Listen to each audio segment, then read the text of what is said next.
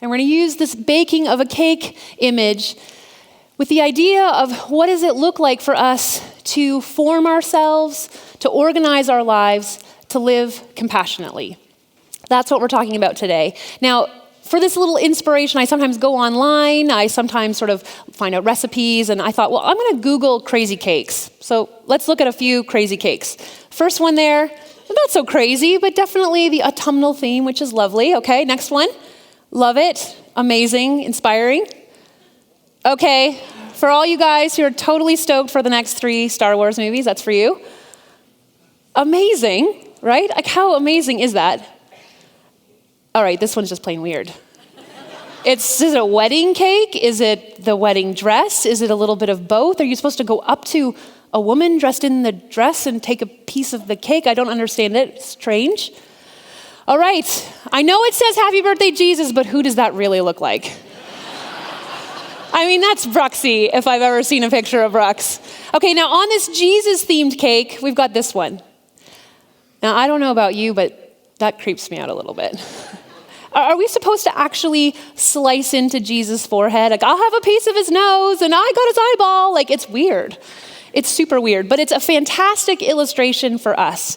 Because if we want to bake a compassion cake, if we want our lives to look like compassion, then the shape of our lives is going to take the shape of Jesus. So pull out your notes because we're going to be asking ourselves 4 key questions today, and you can see those in your notes. The first question is, what type of ingredients and baking pan do I need?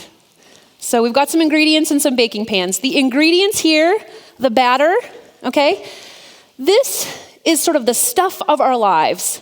My time, my money, and my attention.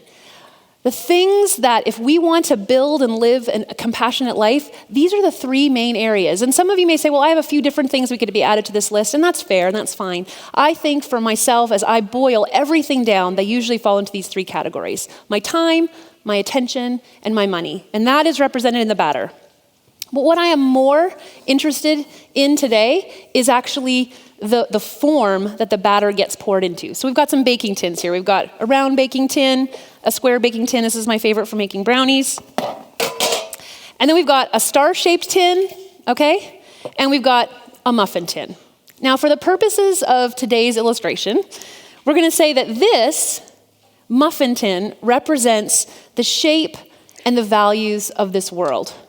The stuff that the world values.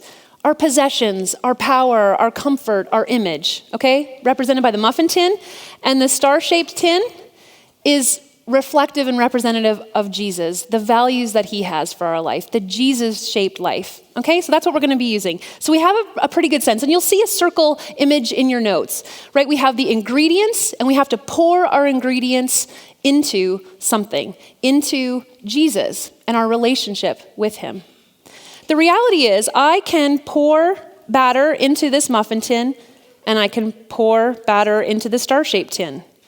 But as I bake, there is no way that the muffin-shaped batter will look like the star-shaped batter. There's no possible way that the star-shaped batter, as it bakes, will come out looking like a muffin shape. It's just absolutely impossible.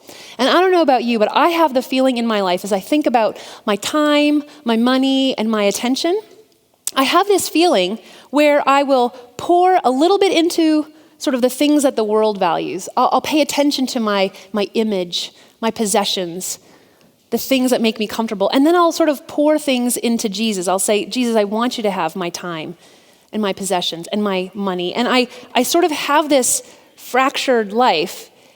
And Jesus is saying, the full, abundant life that I have created you for, that I've designed you for, is for all of you to be poured into me.